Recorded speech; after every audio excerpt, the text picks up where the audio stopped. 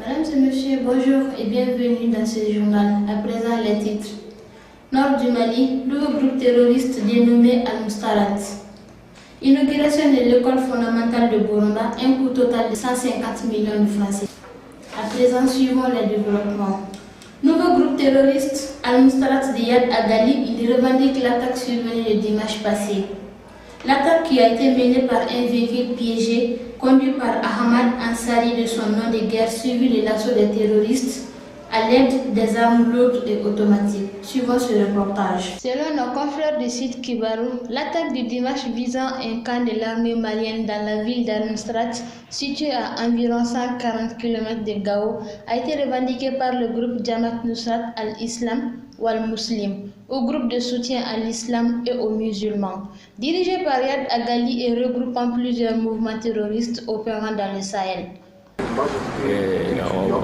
C'est ça, on veut l'unicité de notre pays et la forme républicaine et bouter définitivement les terroristes et les narcotrafiquants. Dans le même communiqué, il affirme avoir tué plusieurs militaires maliens, détruit complètement le camp, emporté 7 pick-up et 2 camions saisis des armes et des munitions en quantité.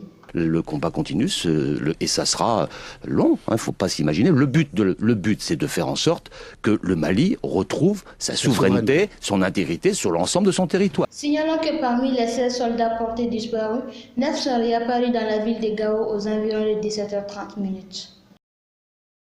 L'ancien Premier ministre Moussa Mara a présidé cette cérémonie d'inauguration de l'école fondamentale de Boromba dans le cercle de Kolondiaba. L'initiative est de l'association des ressortissants et sympathisants de Boromba, financée par l'ONG Building, et plus de 150 millions de francs CFA. Suivant le reportage de Kassim Diallo. L'éducation des enfants du Mali est au cœur des préoccupations des responsables en charge de l'éducation. C'est pourquoi le village de Boromba vient d'inaugurer les 3 classes de son école fondamentale de Boromba avec l'appui technique et financier de l'ONG Building. Le coût de financement s'élève plus de 150 millions de francs CFA.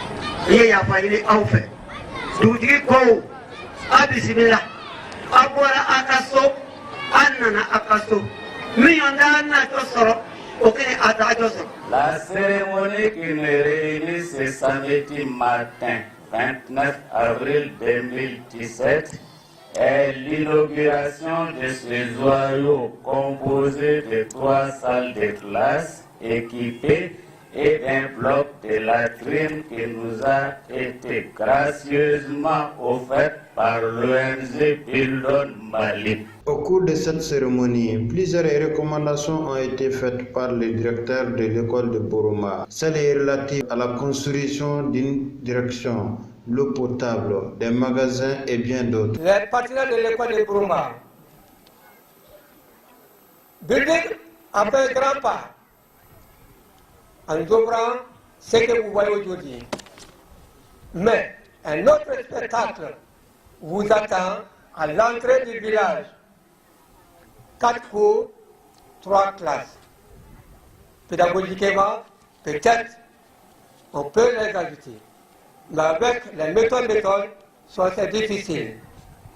Nous avons, pour la circonstance, transformé un vestibule et donné une casette en salle de classe avec des conditions pas très bien agréables. L'école de Boromba a besoin d'une nouvelle construction. Les responsables de l'école fait de leur mieux en nous donnant, en nous fournissant, si vous voulez, des matériels. Mais où les garder? L'école de Boromba n'a pas de direction. Une autre case à l'entrée du village est transformée pour la circonstance avec des conditions pas très bien agréables. À l'occasion de cette inauguration, Ce qui m'anime en ce moment, c'est un réel sentiment de plaisir, de satisfaction et de fierté. Satisfaction et fierté, car cette inauguration est la preuve que les communautés de Boromba, en acceptant la construction et l'inauguration de ces salles de classe, ont compris que l'école est le socle du développement socio-économique, donc d'une collectivité, voire d'un village. Pour les responsables de l'association des ressortissants et sympathisants de Boroma, cette école répond aux besoins des populations de Boroma.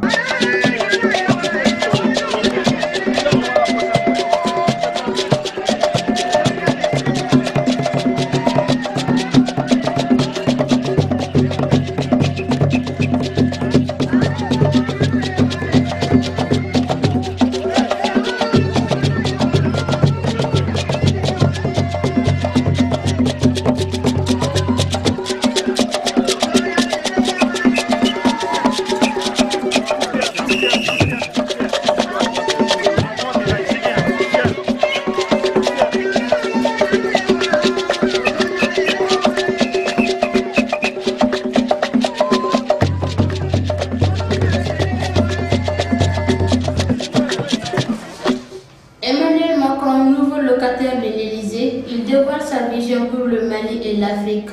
Aux côtés des revendications des relations entre États, ce partenariat s'appuiera sur la force vive africaine et française.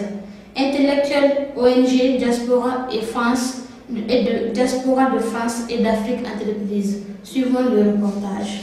Le tout nouveau locataire de l'Élysée veut établir un partenariat ambitieux entre la France et l'Europe, la Méditerranée et l'Afrique, qui renforcera les intérêts mutuels dans tous les domaines climat, commerce, emploi, innovation, mais aussi sécurité et stabilité. À l'issue d'une longue confrontation démocratique, vous avez choisi de m'accorder votre confiance. Et je tiens à vous exprimer ma profonde gratitude. C'est un grand honneur. Et c'est une grande responsabilité, car rien n'était écrit. Je veux vous dire merci. Merci du fond du cœur.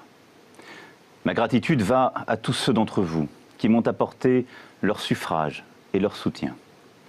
Je ne vous oublierai pas. Je mettrai tout mon soin et toute mon énergie à être digne de votre confiance. Mais en cet instant, c'est à vous tous, citoyens de notre pays, que je veux m'adresser, quel qu'ait été votre choix. Bien des difficultés nous ont affaiblis depuis trop longtemps. Je ne méconnais aucune, ni les difficultés économiques, ni les fractures sociales, ni les impasses démocratiques, ni l'affaiblissement moral du pays.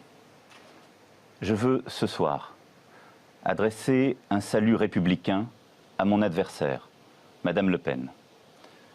Je sais les divisions de notre nation qui ont conduit certains à des votes extrêmes. Je les respecte. Je sais la colère, l'anxiété, les doutes qu'une grande partie d'entre vous ont aussi exprimés. Il est de ma responsabilité de les entendre, en protégeant les plus fragiles, en organisant mieux les solidarités, en luttant contre toutes les formes d'inégalité ou de discrimination, en assurant de manière implacable et résolue votre sécurité, en garantissant l'unité de la nation. Car derrière chacun des mots que je viens de prononcer, je sais qu'il y a des visages, des femmes et des hommes, des enfants et des familles, des vies entières. Il y a vous et les vôtres. Ce soir, c'est à vous tous que je m'adresse. Vous tous ensemble, le peuple de France. Nous avons des devoirs envers notre pays. Nous sommes les héritiers d'une grande histoire et du grand message humaniste adressé au monde. Cette histoire et ce message, nous devons les transmettre d'abord à nos enfants. Mais plus important encore, il nous faut les porter vers l'avenir et leur donner une sève nouvelle. Emmanuel Macron promet de renforcer la qualité des échanges, de faciliter la circulation des chercheurs et des entrepreneurs et mobiliser les investisseurs privés français et africains pour innover et créer de la valeur ensemble. Je défendrai la France, ses intérêts vitaux, son image, son message, j'en prends l'engagement devant vous. Je défendrai l'Europe, la communauté de destin que se sont donnés les peuples de notre continent. C'est notre civilisation qui est en jeu, notre manière de vivre, d'être libre, de porter nos valeurs, nos entreprises communes et nos espoirs. J'œuvrerai à retisser le lien entre l'Europe et les peuples qui la forment, entre l'Europe et les citoyens. J'adresse en votre nom aux nations du monde le salut de la France fraternelle. Je dis à leurs dirigeants que la France sera présente et attentive à la paix, à l'équilibre des puissances, à la coopération internationale, au respect des engagements pris en matière de développement et de lutte contre le réchauffement climatique. Je dis à tous que la France sera au premier rang de la lutte contre le terrorisme sur son sol, aussi bien que dans l'action internationale. Aussi longtemps que ce combat devra durer, nous le mènerons sans faiblir. Mes chers concitoyens, une nouvelle page de notre longue histoire s'ouvre ce soir. Je veux que ce soit celle de l'espoir et de la confiance retrouvée. Le renouvellement de notre vie publique s'imposera à tous dès demain. La moralisation de notre vie publique, la reconnaissance du pluralisme, la vitalité démocratique seront, dès le premier jour, le socle de mon action. Je ne me laisserai arrêter par aucun obstacle. J'agirai avec détermination et dans le respect de chacun. Car par le travail, l'école, la culture, nous construirons un avenir meilleur. Françaises, Français, mes chers concitoyens, je veux ce soir saluer le président Hollande. Il a pendant 5 ans œuvré pour notre pays. Durant les 5 années qui s'ouvrent, ma responsabilité sera d'apaiser les peurs, de nous faire renouer avec l'optimisme, de retrouver l'esprit de conquête qui dit mieux que tout le génie français.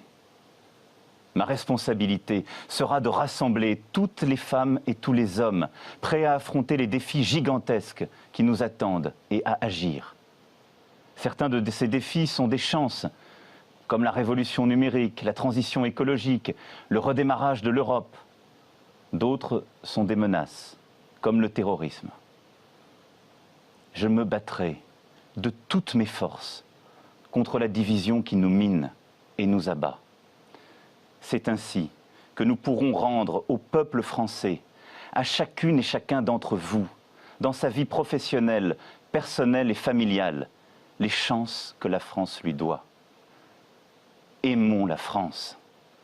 À compter de ce soir, et pour les 5 années qui viennent, je vais avec humilité, avec dévouement, avec détermination, la servir en votre nom. Vive la République, vive la France. Il s'engage à défendre le respect des principes démocratiques fondamentaux partout en Afrique et soutiendra l'action de l'Union africaine qui a démontré sa capacité d'action sur ce terrain. L'actualité internationale sportive, la Juventus a battu le Monaco et se qualifie pour le final de la Ligue des Champions. Suivons les commentaires de Souleymane Sidibé. Des champions, la Juve trop forte pour Monaco. Elle s'est qualifiée pour la finale de la Ligue des Champions.